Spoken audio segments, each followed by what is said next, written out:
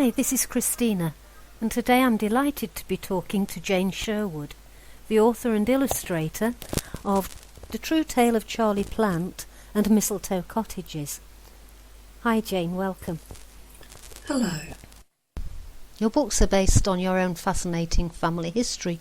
What was it that first inspired you to take up family research? I went back to college in the 1990s as a mature student and was given a project based on the River Thames. My mother had terminal cancer at the time, and I stayed with her in Surbiton, Surrey for a few days each week whilst I attended Epsom Art School. She mentioned that my paternal great-grandfather was a basket maker, and on Sundays he earned extra cash by working as a wherryman at the Surbiton ferry. I knew very little about my father's family. This intriguing information led me to the local museum in Kingston upon Thames, where I discovered census records, maps and newspaper reports. This was before ancestral records went online. In fact, just months later, Kingston University became pioneers in placing local records on the internet. So from that early research you discovered Charlie Plant. Can you tell us a little bit about your ancestor Charlie? Charlie did not have a good start in life. He was born in Romford Workhouse in Essex and transported with 2 of his 7 siblings to Kingston after his mother died because his father, a silk mercer, had been declared insolvent. He was orphaned at the age of 7, and after attending the Kingston Union Public School, he was apprenticed to Mr. Smith, a draper. Charlie later trained as a basket maker, which is how he met his wife, Alice Gray. They had 6 children together. The family suffered loss and poverty for much of their lives, but Charlie always made sure they had a roof over their heads and food on the table. He worked 6 days a week as a basket maker, and on Sundays he ferried wealthy tourists across the river to Hampton Court and back. They often tipped him with a gold sovereign or 2. He could earn more on a Sunday than all week as a basket maker. You obviously have great empathy with the real characters in your books. What do you think created that bond between you? I only write about people that I like, usually those who have suffered setbacks and managed to overcome hurdles, the little people. Family history is a fabulous resource for discovering the complexities of human nature, and often explains why a person has behaved in a particular way. I have always been interested in psychology and what makes people tick. I hope I can bring these people to life by sympathising with their trials and tribulations, but also their triumphs. When I'm writing, I want to know that person inside out, and hope my readers feel the same way. Did you come across anything that surprised or startled you during your research? I left my paternal tree until last, thinking it would be the least interesting. How wrong I was. I began by getting Charlie's birth certificate, and as a relatively inexperienced genealogist, it took me a while to realise that Charlie was actually born in the workhouse. That was the first of many revelations. The exciting discovery that his mother, Mercy Coles, came from a wealthy Quaker family, who were London art dealers and artists in their own right, was, to say the least, unexpected. The surprises kept coming. The family went back through a long line of Norfolk mill owners and yeoman farmers. My Sherwood plant tree reflects a truly Dickensian story, with all the highs and lows that Charles Dickens so eloquently portrays in his novels. The surprises are too numerous to mention, but they're all in my books. And did you come across any skeletons in the family cupboard?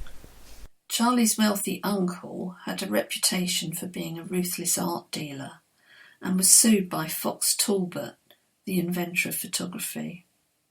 He lost the case and in 1852 absconded to America to avoid paying court costs. I found this very shocking.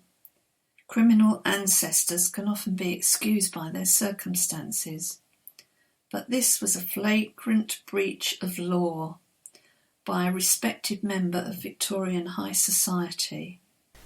Now, Mistletoe Cottages is set in an entirely different environment, isn't it?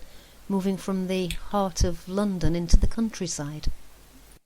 This was a natural progression for me. I grew up in Kingston, only a short walk from where Charlie Plant spent much of his adulthood. I knew the streets where he lived. I could imagine his life there. When I married in 1973, we moved to another London suburb, Bromley in Kent.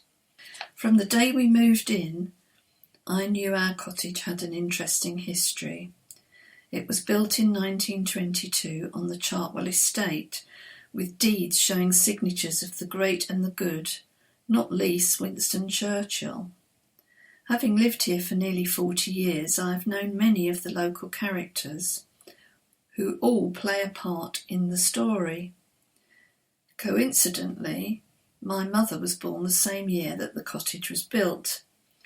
This enabled me to use her childhood experiences as a format for the fictional Joyce Baxter, with, I must emphasise, a fair bit of poetic licence. I was keen to portray what it was like to live on a very special country estate.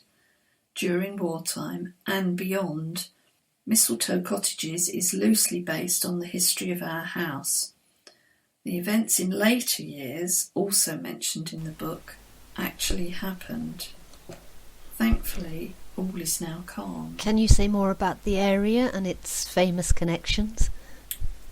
The whole area has very strong connections with Winston Churchill, who bought Chartwell House in 1922.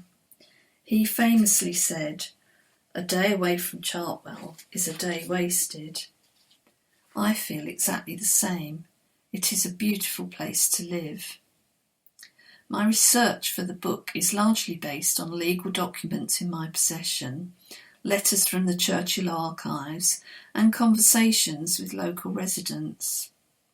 Albert, the German POW mentioned in the book, was a personal friend and neighbour. I also worked for the National Trust for a few years and was given access to records held at the house.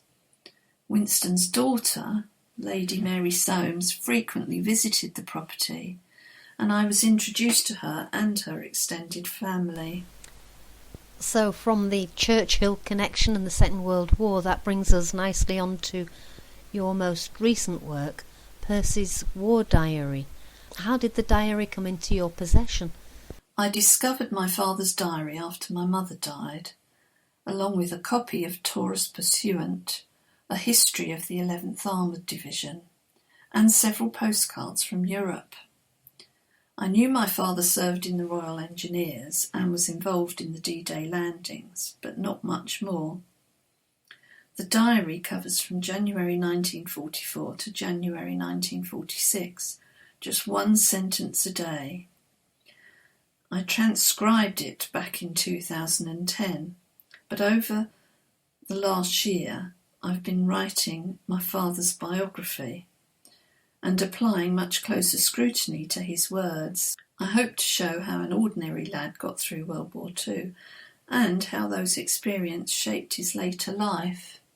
And will this book be published soon? This book is taking much longer than the others because, apart from it being more lengthy, I'm researching it as I go along. I curate a Facebook group called Percy's War Diary, where I post a daily blog. The feedback from knowledgeable members is constantly throwing up new information for me to consider. It is important that this book should be historically correct, and I realise now how little I knew when I started. All that said, I hope to publish early next year, certainly in time for the 75th anniversary of the end of World War II, with victory in Europe and the VJ Day celebrations in May and August 2020. And your books are unusual, or you are unusual, in that you are not only the author but also the illustrator of your books. They're beautiful illustrations. Do you have an artistic background? I felt that the true tale of Charlie Plant required illustrations and drafted them to fit the text. I'm not a natural illustrator, but I do have an art background.